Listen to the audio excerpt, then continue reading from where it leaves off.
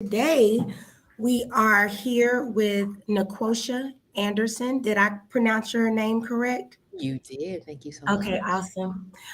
So today we're going to be talking about copyright challenges in the digital age.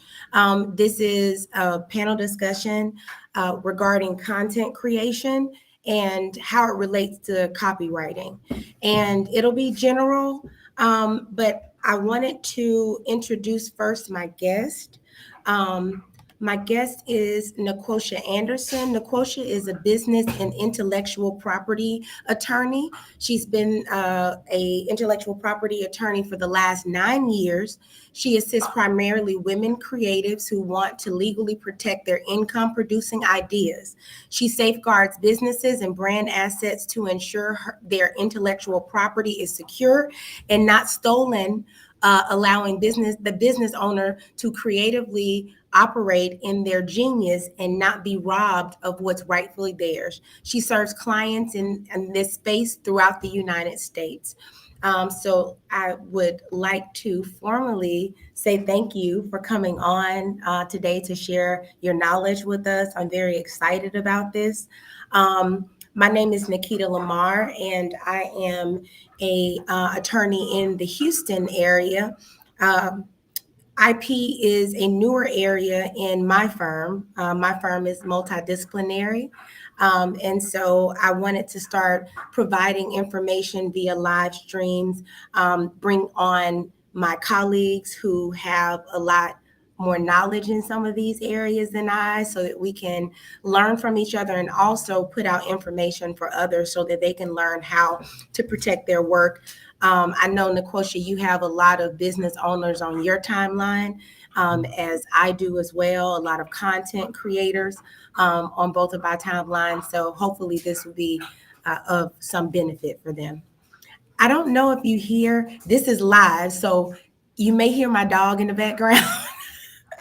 So it's no telling what you're going to hear because I am broadcasting from home, but hopefully we'll get through that. I So would say at this day and age in Al Gore's internets, people are used to dog sounds, kids running through, naked people, the whole nine yards. So don't you even give them the disclaimers. At this stage of you're the right. game, they should be prepared. You Okay. are correct. You are correct. So let's go ahead and dive in. We wanted to keep this uh, simple, but also provide as much information as we can. Natalie said not naked. Yeah, hopefully not as much, Natalie, but we've had those instances, believe it or not. We've had to Attorneys tell people, too. They think listen, they are infallible, baby. Be in the shower or in they the significant car. other in the Yeah, car in the car. naked. Yeah, naked. Like, yeah. So Mhm. it's been very interesting. We've had to tell people to get out of the bed. Please and thank you. Or were you not to get off topic just real No, it's fast. okay.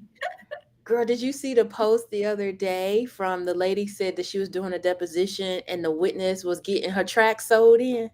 No, I did not see that. No, I didn't. I fell out. I said, not in the salon.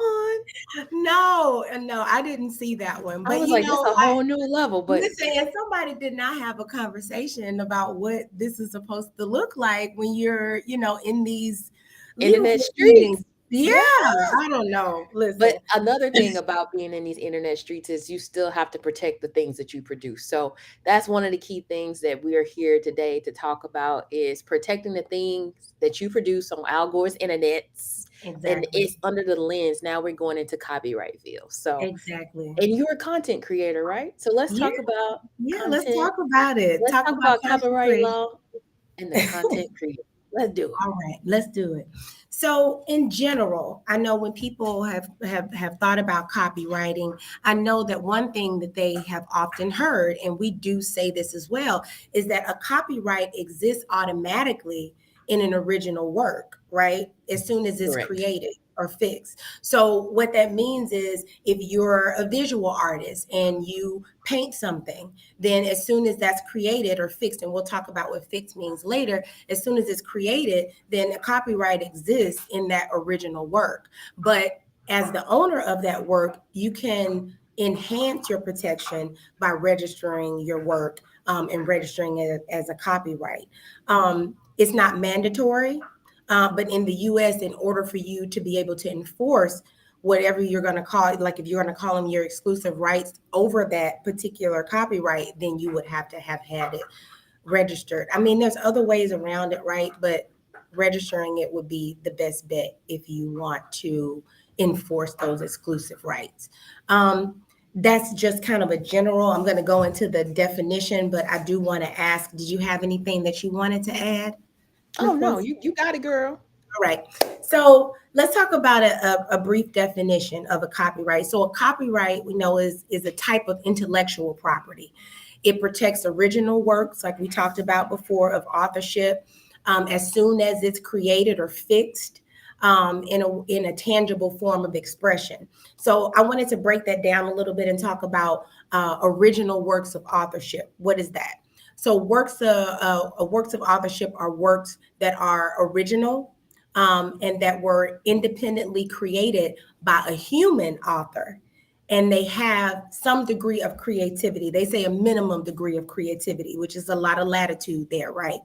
So I know, Nicosia, a lot of people have been talking about AI. And so when they say it has to be a human author, generally there's no protection for the works that are generated by AI. I know that that's a section that we're looking at now. They're thinking about how to grow protections in that area, but generally there's no protections for these AI works, right? That is correct. Yeah. There is no protection for artificial intelligent based type works. So you will not be able to in the eyes of the law as it's currently written. Right. There may be some people who are skirting, and Right. that's another story for another day. Right. However, technically you are not granted copyright protections in things that are artificially created. Now, Right. you may be an animal now because there are monkeys who have taken photographs. Mhm. So it may not necessarily be human created, but you Right. definitely cannot use artificial intelligence Yes. to actually secure some type of copyright protection, because there was a big case with the monkey taking the photo, who owned the photo, the whole 9 yards. But that's Yeah. another story for yes, honey. I'm talking about the animals getting copyright. Animal. Animals in algorithm. Yeah. But I wanted to just go over that. I know we're not going to talk a lot about AI, but AI has been coming up. We've been talking about Jasper. We've been talking about ChatGPT. So I did want to bring that in. So let's talk about what we would be remiss if we didn't. I know, right? We would be doing them people we would be doing you a disservice. Okay. And I think that that's an area that we'll be seeing a lot of growth in, though, as well, because as people start to generate ideas and concepts and all these types of things using a ChatGPT and Jasper and all these different things, I think that that's a developing area that we're going to see some changes in. But as of right now, that's where we are. So let's talk about what it means when an author fixes something or created. When is a work fixed, right? Mm-hmm. So it's fixed when it's captured, essentially, when it's in a form of a permanent medium that can be reproduced, that can be communicated in some form. So like when an author writes a storyline, or when, like I said, a visual artist paints a piece, we would consider that being in a fixed stage. Tangible forms of expression. So that's a concrete form of expression that could be written on a piece of paper. It could be recorded. It could be stored on a hard drive or a computer drive, which brings us to the type of creative works that are covered by copyrights. So we have literary works. So we're talking about novels, poems, blogs, newspaper articles, those types of things. Musical works. So we're talking about songs, musical notes, and the accompanying words to them. Dramatic works, so plays, pantomimes, even dance routines. I don't know if you remember, Nicosia, but TikTok, there was a Savage dance that everybody was doing, that Megan Savage dance, Megan Thee Stallion Savage dance. And there was a TikTok creator, I think her name was Kiana. I think her name was Kiana Wilson. So she actually obtained a copyright in that Savage dance because it blew up, all over TikTok. People were using it. I think some of them were using it a lot of them were using it without her permission. So she was actually able, I believe, to obtain a copyright for that particular dance. Yeah, Um, Kiera Wilson. She most yeah, definitely was.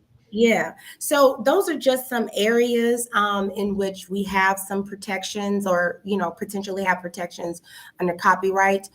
So I'm going to kick it over to you, Nicosia. We're going to go over some things about copyright protection for content creators. And we're going to kick that over to you for you to talk about. All right. So thank you for setting us up for that great foundation of what exactly is a copyright. So now that you know what a copyright is, what's the purpose of having it, Nicosia? What is afforded to me once I say, all right, I'm okay, I got a literary work, I got a film, a podcast, the whole 9 yards. Well, let me tell you, thank you so much for asking me. So when you have copyright protections and you're a content creator out here, you get something called an exclusive. Right. Exclusive mean like we dating each other. Like you tell the person, I want to be exclusive. That means no other persons is coming into this circle. So the same thing applies with the US Copyright Office. When you tell them that I want to register and I want to be exclusive, they be like, okay, boo, this is what the terms of our relationship will involve. So our relationship is going to give you the right to reproduce. What does that mean? Reproduce just simply means that you can reproduce it in other forms of medium. You get that right. Other people don't get that right. It's sort of like we kissing, but you can't kiss nobody else. Because remember, we exclusive. So the other thing is you get the right to distribute. That means if you want to distribute it for the whole wide world, now look, now if you're in an open relationship, this is kind of what that means. You get to distribute it all over the world. Like if you want to just be with everybody ain't for everybody. But if you have an open relationship, that's your business.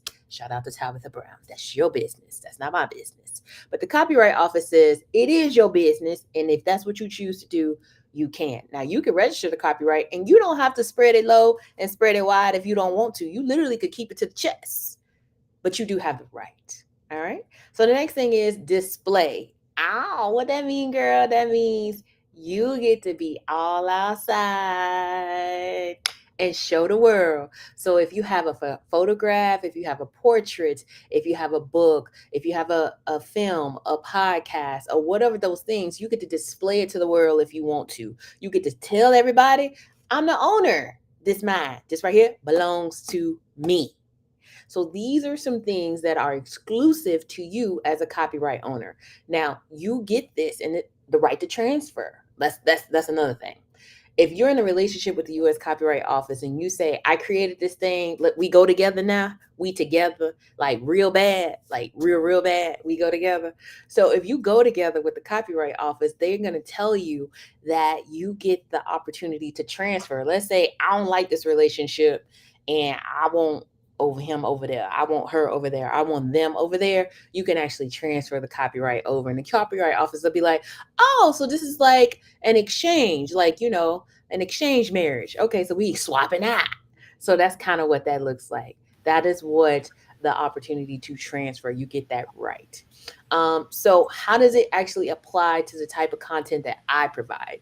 Now, I primarily service online creatives. So that means that they're service providers and they are giving their works out into the world to service them, to help them generate other things in their online businesses. Mhm. So oftentimes I'll see you all create infographics, educational graphics. I'll see you create slide decks. I'll see you create a podcast because a lot of you are such educators and givers and y'all want to give everybody the whole wide world. But then you want to come running back at me when they took your stuff. And I'm gonna Right. be like, well, where were we in the process? Okay, that's neither here nor there. I'm not a Right. judger. I'm a No, lover. But but it's always good to interject with those things because that is usually what happens in this IP space. We're talking about copywriting today, but in the IP space in general, that's usually what happens.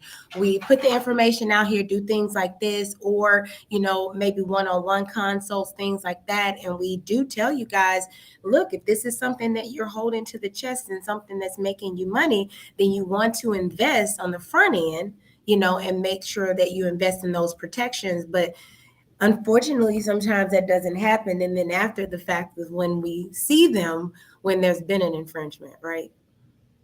Child, yes. You usually come find us when that relationship ain't working out the way you thought it was working out, and then you Exactly. want to get some help Right. on the sidelines. You want to coach. Right. You want us to put me in the game, coach. I'm gonna be like, all right, but it's gonna cost you. Oh, yeah. A All lot right, more now.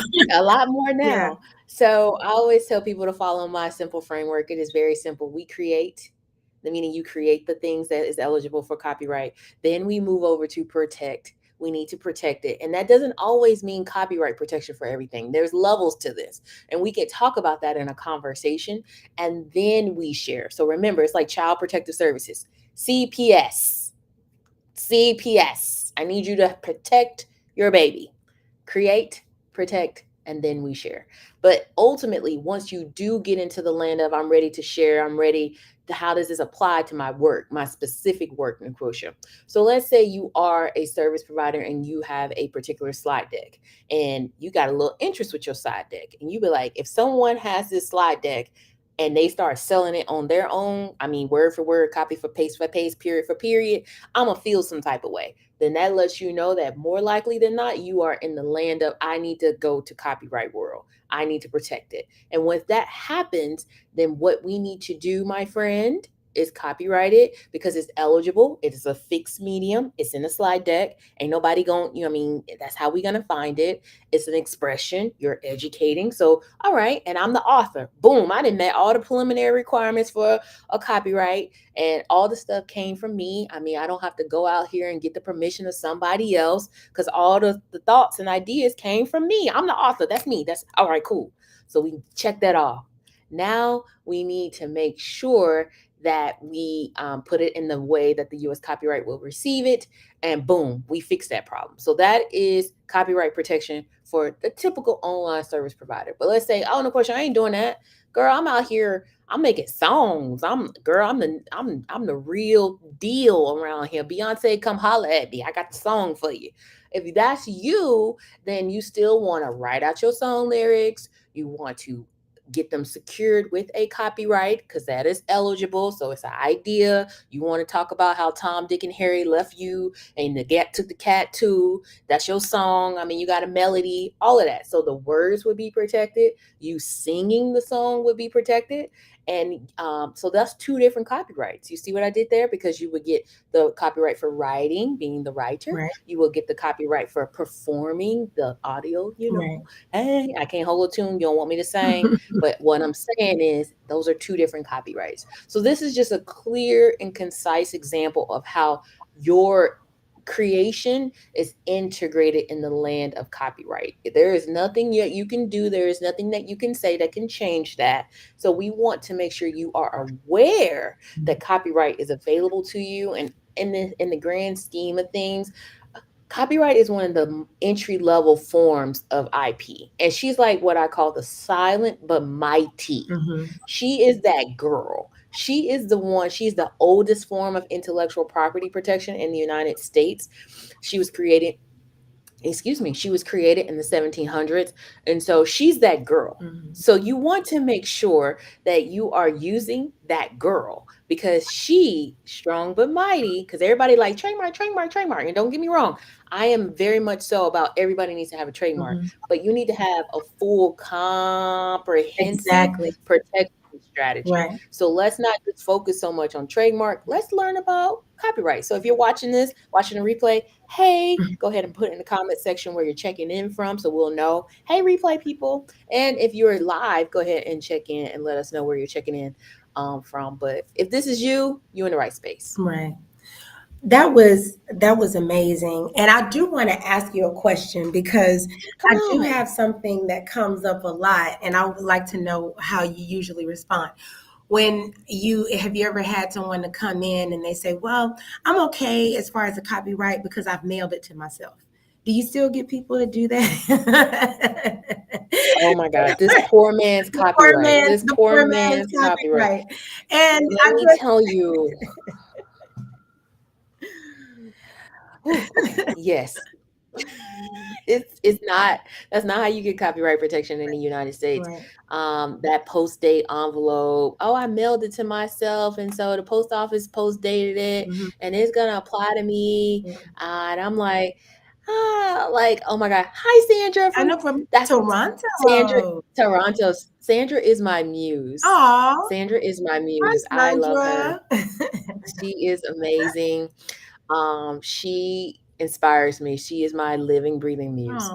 Aw, But no, there is no such thing as a poor man's copyright. right. Um, in order to get the full fledged of copyright protection from the United States, you need to actually sit down and register your work in order to get that. Yeah, There's no way that we can prove that that envelope was actually mailed from you. right. There's no way that we can actually prove what was inside of the envelope. Only thing we can prove with you mailing the quote unquote material to yourself, that an envelope was processed by the United States Postal Service. We have no idea what was inside of it, boo, because remember, the post office don't open your envelope. That's a federal They're not offense. supposed to, exactly. But and So we how are we going to know what was and in I there? think a lot of it stems from what I found, and I don't know, I like your opinion on it, is when I speak to individuals, to business owners about intellectual property. A lot of people think that it's only about the money. I don't think Mm, that it's only about the money. I think that it's a mindset shift, right? I think that a lot of us, I can speak for myself. I come from a family of entrepreneurs. My grandparents were entrepreneurs, and they ran a florist shop, throughout my life. That's how they put me through mhm. school and, all that kind of stuff. And prior to me being born, they were in the restaurant business and they changed over to become florists. But I think that um, making sure that we, as legal professionals, let people know that they do have things, or make them realize that they do have things worth protecting, that their business is worth protecting, that just because you may have a smaller business right now, that doesn't mean anything. It can grow, it will grow, and that it's okay to invest in yourself in a way that may not be familiar to you. So I think that us providing this information would be helpful. But I wanted your perspective. What have you found when, speaking to individuals about IP? What have you found have been some of the barriers, when it comes to that? Some of the oh girl, that's a whole separate Well, chat. yeah, just a Like, few. We're just gonna, it just came up, girl, but like, I come think on, therapy, but let me that, sit on your couch and let me express all my fears and dreams and hopes and wishes and right. dreams. Okay. But ultimately, you are hitting the nail on, like, your hammer is spot on with this Mhm, nail. Oftentimes, creatives, entrepreneurs, business owners will feel as though their work is not worthy because they are small. mhm. And I'm here to tell you that you didn't get this gift and you didn't get this opportunity to play small. Absolutely. So, one of the key things that you need to do is understand that your uncertainty in this space is common. You are not alone. But when you partner with someone like myself or someone like Nikita, you get the opportunity to grow and expand. So, one of the key things I want my clients to feel and know when they come to me is that they are worthy of full ownership. And I'm terming that more so like elevated ownership. Mhm, They are worthy of elevated ownership. What exactly does that look like? mhm, Elevated ownership simply means that you partner with someone like myself and we sit down and I get a full comprehensive view of what is going on. Mhm. And if you understand that I'm partnering with you to make sure that you're making a big impact, that impact that you want to make, because oftentimes people enter entrepreneurship space not because they just want to work for themselves. They are typically the people who are rule followers. Mhm. They are the ones who understand the value of this thing, but they understand that the way that people keep teaching them and telling them, you got to do it this way, it ain't working for them. They like, I keep hitting this wall, bruh, and Right. I don't want to do it this way. I Yeah. know I can do it another way. And I'm here to tell you, you are right. Mhm. You can do it another way. We can support you. We can make sure that what you are doing is directed on the right path. And when you get to that Achilles heel, because you're going to get triggered by the reason why you left that industry, Mhm. something is going to happen. Mhm. When you get to that point, you're going to know that you're fully secured in your ownership because you did it the right way. And that's one of the key things with my people. Like my client Mhm. base, they are rule followers. They know they're doing it the right way. They just need someone to come in and partner to support them and make sure that they are on the right track. Because they like, I want to make sure it's legit. I mean, you are legit, Yeah. but I want to make you too legit to quit. So that way we be done. And that's interesting because I do have some who are rule followers, right? But a lot of my clients also are those who are not rule followers, right? They are the ones who are truly creative. They don't think a lot about the business. They need help with that. They're more on the creative side. They don't necessarily follow the rules, but they're not opposed to it. It's just sometimes they don't know that they exist. They don't know that the rules exist. They don't know, the proper protocols. But once you explain to them, what those are and how they relate to what it is that they create, then it's a different ball game. But Most definitely. yeah, it's very refreshing to hear you speak about your clients the way that you do. Let's get back on track because I know that both of Yes, us ma'am. are those people who will get off track pretty easily. So I bet. remind me, were we We were talking about copyright protection, right? and there was one thing that I forgot to mention. Okay. So the beauty of having a federally registered copyright Mhm. affords the copyright holder the ability to use the U.S. federal courts. So let's say you do come up on somebody who using your stuff, but you over here in Wyoming and they over in Texas. Mhm. Well, the law says that you could then use the federal government to come after them. So don't you want to use the federales to help you? I mean, like I do. And not only using the federales to go on over to Tampa to be like, what's up? Mhm. You've been served, Mhm. and now you got to answer this. But they like, well, they ain't even in my state. How can they sue me? Welcome to the federal There government, you boo. go. And then the other thing is when you are a registered copyright holder, you can get additional damages because that notice requirement is already met. Now, let's say the person who's using your stuff without permission didn't even check the copyright office. The copyright office is going to be like, it don't even matter. Mhm. We make this available. You fail to do your due diligence. Due diligence just means to do your proper checks and balances. Um, and that just means that they did what they're supposed to do, and you're going to have to pay them. Basically, money. Run me my money. So, and then the other thing of being a registered copyright holder, when you reach out to someone like myself or Nikita, we're going to tell you, don't that fee boo. If we win in federal court, guess who's going to have to pay? Them, Right. because you are a registered copyright holder. So we want to make sure that you're taking advantage of all the things the federal government has to offer. Now, no matter how you may feel about the government, good, bad, indifferent, we still want to make sure we're utilizing and following the steps that they have in place to make sure that we are having the tools in the toolbox when it's time to pull them toolies out. Exactly. You know how people be like, it's time to pull a Pull it toolie out. out. Yeah. Yeah. This is one of the toolies we're going to have to For use. sure. And I think that that's a very good segue into the next section, in that what I oftentimes tell people too is that, a lot of people want to accumulate all of these trademarks, all these copyrights, but on the other end, you need to be ready to defend should someone infringe, because otherwise why are we doing it if you're not going to move on it? So I do, and of course we do these things in hopes that our clients won't be infringed upon, right? We don't want that for them, but the actuality is this is why you're getting the insurance, so to speak, is because we know that, how society is now, especially in the digital age, which we're talking about today. It's so easy, to co-opt somebody else's material, whether it's on purpose or not on purpose. So that leads us to talking about infringement, right? So Yep. talking about it. Well, what is it and how to fight it? What is Fight the it? power. What is What it? is it? So So definition of infringement, right? Copyright infringement, particularly. Copyright infringement occurs when there's a copyrighted work, one that's been copyrighted, is reproduced, distributed, performed, publicly displayed, or someone makes into some other kind of derivative of that work without the permission of that copyright owner. Then that's what it is. Examples of infringement. I have a few. You remember Napster?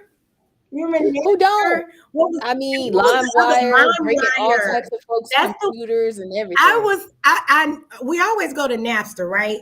And I was like, Yep. Napster, but I was like, what was the other one? LimeWire was the other popular one. It was some other torrent.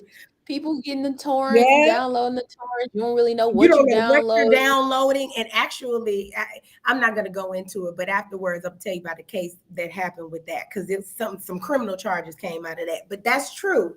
You didn't know what you were downloading. It might have not have been, the song that you wanted to download, but illegally downloading music files is one. Uploading someone else's copyrighted material, whatever that is, onto your web page, people providing web development services. That's another reason why we have to make sure that we give them the content and that we don't just allow someone else to go and get the content and put it on our websites and things like that.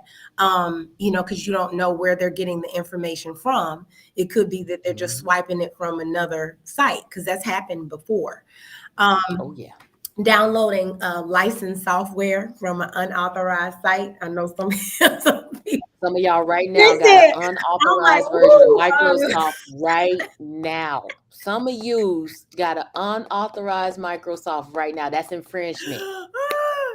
So recording a movie in the theater, we all remember the bootlegs from a long time Baby, ago. y'all sitting up here. I got that bootleg. I got it, the bootleg. They still make bootlegs? Do they? Girl, I don't know. I'm a lock person. Okay. And my hairstylist has a solo. She has one of those solos. Well, so I think that's where all of us have gone to pretty much now. I don't remember the last time that I had a true beauty shop experience, but I was wondering about if they made bootlegs anymore.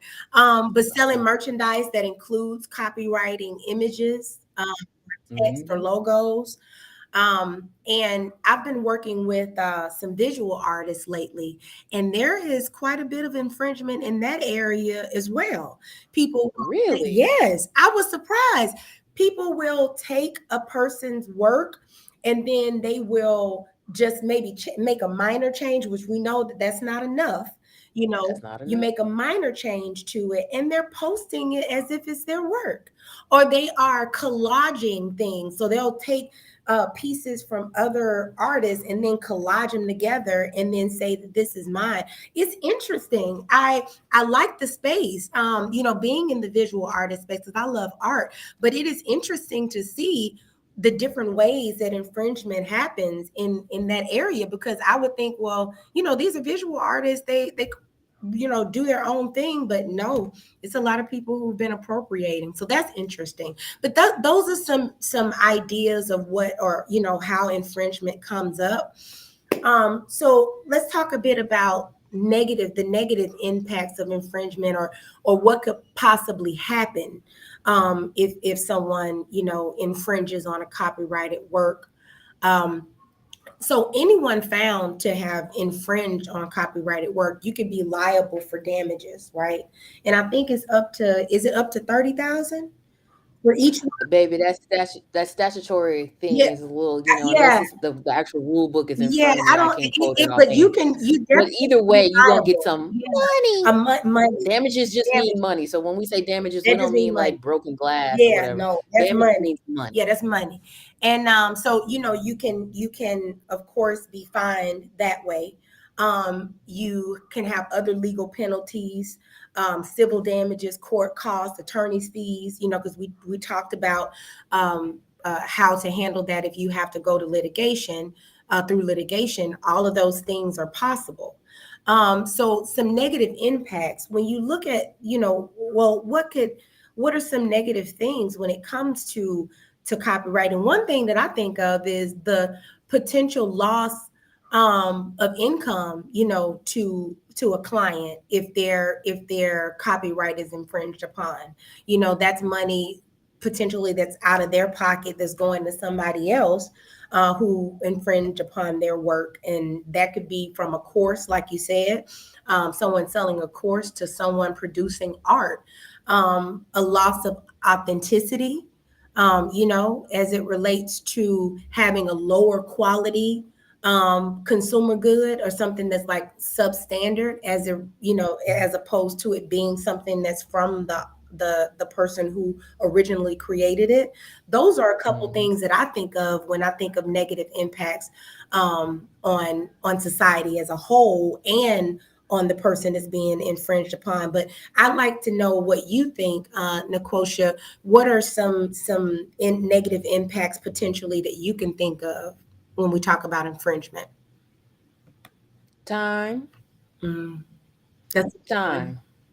That invaluable resource that you cannot get back. It is such a disruptor to the everyday consumer, especially if you are an entrepreneur, Mhm. because now you're dealing with something that has thrown you completely off your strategy, your trajectory, or your planning for your business, Mhm. because you have to deal with this because it's diluting or diverting your money in a different direction. So you have to deal with it. It's like what we call a hole in the bucket. Mhm. You then sprouted a hole in your bucket and your liquid is coming out. And when we say liquid, I mean money. Mhm. And so you want to make sure that you are plugging the hole as quickly as possible. Mhm. And you want to make sure that you actually plug that hole, because it's going to, over time, leak something so small.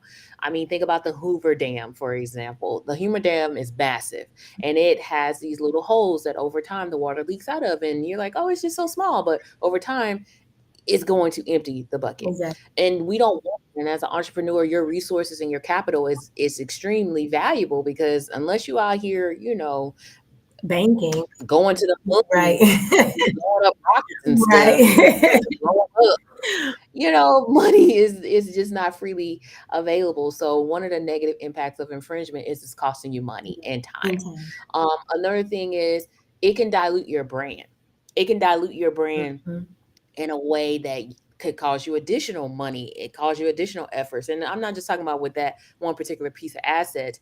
For instance, what is a great example that just happened that got shut down with the quickness? Chipotle. Mhm. So we all know that Chipotle is a massive food industry restaurant here. You get your burritos, you customize it. Mhm. But we all know that there was another burrito Southwestern style company that wanted to come out with a Chipotle style Mhm. brand burrito, Mhm. and Chipotle was like, I don't think so. They Mhm. tapped that hand with the quickness, Yeah. boo, and that thing got resolved as quickly as possible. Mhm. How was that possible? Is because they got all the money in the grocery. They selling that many burritos? No, they're not selling that many burritos. I mean, maybe they are. I don't know. Problem. We don't know. Probably. But what I'm saying is they took the initiative to secure their intellectual property from the beginning, Yes. and it gave the toolie to pull out when it was time, when that other brand wanted to come up and pop off. Time I said, no, come get a Chipotle brand. Exactly. And as a result, I mean, in less than 24 hours, Chipotle shut that And the down. cavalry was ready because they understood that it's cute to hold it, to have those protections, but Right. you got to be able to exercise. You got to be willing to exercise it, and your right to ownership, when it's time. So that's a great example. So back to it. So this is a good segue. So we talked about what is infringement, what types of infringement, what are the negative effects as they relate to someone who is a content creator, and potential owner of these copyrights, and how it can negatively affect society as a whole. We talked about that. Mhm. So what are some strategies for protecting and enforcing your copyright? Oh, You know, come on, yeah. enforcement. What tools are actually Talk available? about some toolies. Now, the one toolie that everybody talks about, no matter whether you're talking about IP or whatever, people gonna tell you, I'm gonna send you a what? Cease and desist. Everybody gonna send a cease and desist. But let's talk about what it is, right? So a cease and desist, we're talking about a letter, and in this instance, it's a letter of caution. That's what I say. Cautionary letter of caution to an alleged wrongdoer, right? So in this case, the wrongdoer will be the person that's infringing, potentially infringing upon the rights of someone else, who holds that. So alleged wrongdoer, and that wrongdoer has, had alleged misconduct, and you're demanding that conduct stop. Essentially, you're saying, hey, you put this on your website. This is my art. This is not your art. He's mine. Yeah, You think you had a piece, but I got and that was your once, and I need you to now take that down. I hope you enjoyed those 30 minutes. But like that's essentially what you're requesting for them to stop the misconduct. In some instances, the person knows exactly. In some instances, believe it or not, they have not a clue. So it is a cautionary letter, but it's also providing them information. And I have the exclusive right to this. You don't. Please stop. What's the purpose? I mean, to get the wrongdoer to cease, right? To get it to stop, to get someone to stop infringing on your copyright. And like I said, to also potentially just inform them that the infringement is occurring. So I'm gonna kick it off to you, Nicosia. When someone comes to you and they say, "Hey," and they're a client, let's say they are a client, you help them obtain their copyright, and they come back to you and they say, "Hey, somebody is using, my information." Just say it's a person who provides courses. They're saying this person, line for line, slide for slide, they have my information. What can we do? What do you say? I say thank you. I say thank you. Why are you thanking me? Because I'm ready. Baby, I live on the edge. I always on ready set. I just wait until somebody tell me to go. Right. So with that being said, I need for my client who's done what they were supposed to do. We got the toolies in the toolbox. We ready to pull them out. Right. I need for my client to say, okay, where they at? So then I can go look and see for myself, because I have to look but verify. So, as they say, look and verify. Exactly. I have to see. Exactly. We got to have some evidence, Right. because what you think is actually thank you so much, K-Wanda. K-Wanda's like, this is good. Thank you. We think so too. Thank you, Lou. Thank you for watching. But one of the key things is I need to look but verify. I need to make sure that I have the evidence to demonstrate basically, I'm not going to be like your mama that's just going to defend you to the end, whether right or wrong, because my name, I can't have that. So I need to make sure that what you're saying to me is actually true. So I'm going to go out and ask you, what evidence do you have that is demonstrating that they're actually using your copyright? And then I'm going to make sure that what you say is true. I'm going to look at the copyright to make sure what we actually copyrighted is what they actually use. So these are all the process in my verification. Right. But once all of that check out, oh boo, if all of that check out, it's ready to go. Listen, I'm about to become the best keyboard thug you ever seen in your life. Keyboard thugs. Dear madam, please be advised that this law firm represents the interest of, and we have been tasked to review that you have. Right. Wherefore, you have 10 business days to correct and cease. And in the event that you choose not to, we highly consult that you, bitch, I got it. I got it down. Bitch, I got it down. So I will definitely, girl, I'm a keyboard thug. I will. That is hilarious. I hear you. I live for stuff like that. Come on, bring them to me. What you say? Listen, I've been a fighter. But I have to be a corporate thug fighter, so I Right. have to. Right. Yeah, you gotta do a little, you know, as I stated, all of that. Okay, Per my previous right. email. Per my previous email. So, okay. So we've talked about that. Of course we know, if that doesn't work, usually we're gonna, go the route of litigation. Now, that doesn't mean that a situation will not be resolved, prior to or before. You have to get in front, you be before a judge or get in front of a judge. But Mhm. as I, stated, and as you stated earlier, people have to understand that, you don't know which way it's going to go. Hopefully, you send a cease and desist, the person will, go and consult an attorney, and the attorney, will do their due diligence. And if it is an infringement, they'll let them know, hopefully. But we know that that doesn't always happen that way. Sometimes we have to take it a bit further, and we go, through the have to go through the route of litigation. I won't go through that too much. We won't really go too much into litigation, unless it's something that you want to say about it. I know that it is Oh, I got one thing to it's say. costly. Not only is it costly, but you lose control. And we're not talking about the silk Mhm. song because we're not going to Right, lose right. control. And one of the key things about the courts is, yes, they're good and great, and they are a great mechanism to Mhm. enforce. But remember, you are losing an element of control when you put it in the hands of the Absolutely, person behind the road. absolutely. Because they think about this. When you are before that judge could have had a bad day. Mhm, And you could be so mhm. right. The law is on your side. We check every Yeah. box. But if that judge had a bad day, Mhm. tell your dog. Right. I mean, I tell you, Yeah. baby, I have seen, and I'd be like, how, wait, check, I was right, Mhm. check, I was right, check. And the judge will even start off, well, counsel, you gave a great argument. Anytime the judge start giving you a compliment, Yeah. like anytime the Yeah. judge start giving you a compliment about something you did in a courtroom, just know you I lost. know.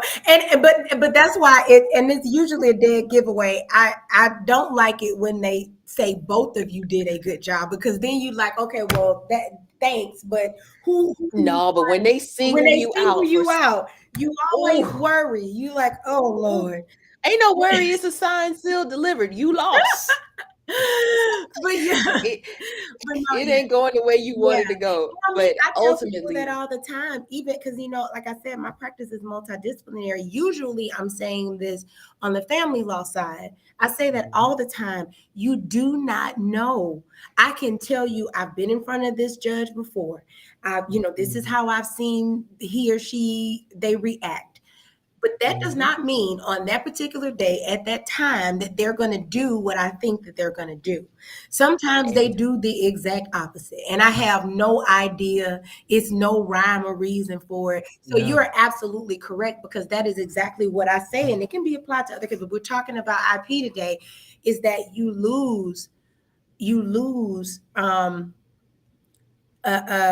your ability to direct, how this is going to go, how this can pan out for you, when you allow that to happen. Sometimes it's inevitable, and we know that. But if we can work on these protections prior to, you know just think a little and talk to an attorney, like, Oh and yeah. pay the attorney a consult fee. We're not Oh listen, well, we're not that's going to not go a to problem. church. That's I not a know, but problem. I'm just saying, if they I'm ask just for one, pay it, because this is valuable information. You guys are getting it today for free, for free, for 99. free. But understand that free 99. And that's what we failed to do, Attorney What's Lamar. that? We failed to give a disclaimer at the top of this presentation And I thought about that that. Yes, say it. I Say forgot. it. So if you made it this far, Yes. understand that everything we said up until this point, everything we say thereafter, Right. is not to be construed as personalized legal advice. We are not your personalized No. attorneys. But in the event that you choose to want us to be, we would have to get in a confidential setting. So please, at the end of this presentation, you will have the ability to consult with one of us, and we promise you that we will not lead you to astray. All right? All There right. you go. Now back to your originally scheduled program. Right. And it's so funny because I thought about that yesterday and it was in my mind. I was like, but I did not write it down. So we know how that goes. Um, Yeah. Listen, I appreciate you. I appreciate this discussion. We wrapped it up around the time that we said, because we said we're going to give about 40 or so minutes to Oh, the yeah. topic. I think we did really well for two. We did exceptionally well. Don't you say really well? I'm exceptional. You're exceptional. Exceptionally well. We did Thank exceptionally well. you. I enjoyed it. I look forward to doing something with you again. I'm going to put that out there in the Come atmosphere. on. We'll figure out when and where. Come on. Um, Come on. but yes, I appreciate everyone who tuned in today. I am going to kick it over to you, Nicosia, and ask you if there are any last things that you want to say, anything that you want to share or wrap up, or you can share your socials, but I'm going to let you do that now.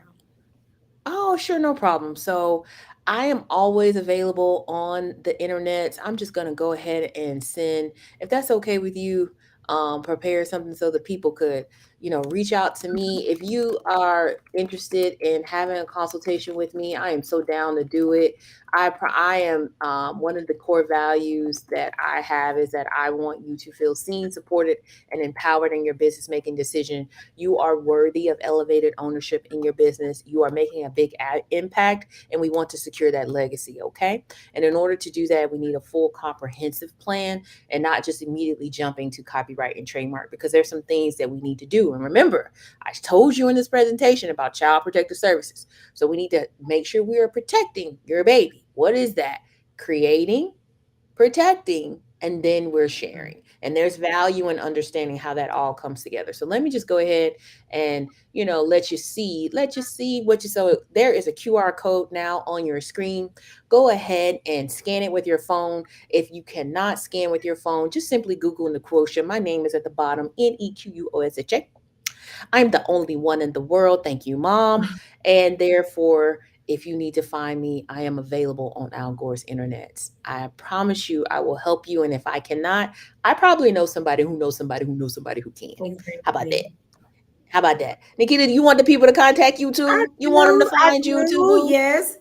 So I'm Nikita Lamar, and as I stated, I run a multidisciplinary practice, which includes copywriting IP in Houston, Texas, but I assist people all over the U.S., and I would love to chat with you.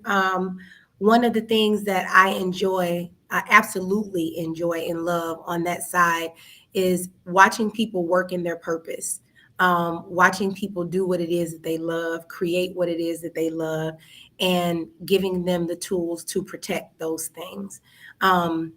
Particularly as women and as women of color, we see all the time that those creations can be co-opted and used to make money, and then the person is left with nothing essentially. And we want to be able to assist individuals, creatives in particular, before that even happens, before they get to that point, so they don't hopefully get to that point.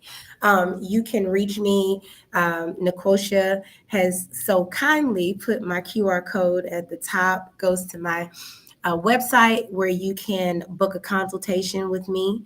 And like Nicosia said, I have to sit down and talk with business owners, individuals, to find out what it is that you do. I want to find out about your business, about what it is that you're looking to protect, so that I can then provide you with the best information possible. So, all right. I really appreciate you again, Nicosia. Thank you so much. Thank you, everybody who decided to tune in. Did you want to take some questions, or did you? How about this? Okay. you're watching us live, go ahead and drop the Yeah, drop question. some We'll linger questions. a few You more have a few seconds. minutes. If you're watching the replay, Yeah, drop go questions. ahead and drop a question. And I'll make sure that My LaQuosha gets the questions, and we'll probably turn them into some kind of content on our pages, but we'll I will filter answer it. you. Yeah, If you want to DM me your question, I'm available. If you want to get on my emails. yes. Now, if you get on my email list, listen, it is a fun time to be had. I send out very quirky, fun, informative, and of value emails. And it's not just centered around, hey, hire me. No, I'm actually giving you real life practical information so that way you can use it to leverage in your business all the time. And I always encourage people to just sign up for the emails. It's an easy breezy, good little way for you to learn about me. I can learn a little bit about you because I'm always asking my people to reply back to me. It's a fun time to be had. I respond to all the emails that I get from the email newsletter. And like I said, we be having funs over here. I believe that. I believe that because I have had fun today. I've had a lot of fun Right. today. I appreciate it. Well, it looks like we don't have any questions right now. Like I said, if we do, then I'll make sure to disseminate those and we will definitely answer those questions. Look forward to some additional lives that are coming up with some other colleagues. And like I said, we're putting out there, LaQuosha and I will be together doing something again at some point soon. So we don't know what that is, but we'll figure it out. All right. You guys have a great day. I hope that you've learned something. And we hope that we hear from some of you guys soon. All right. Thank you so much for watching. Have a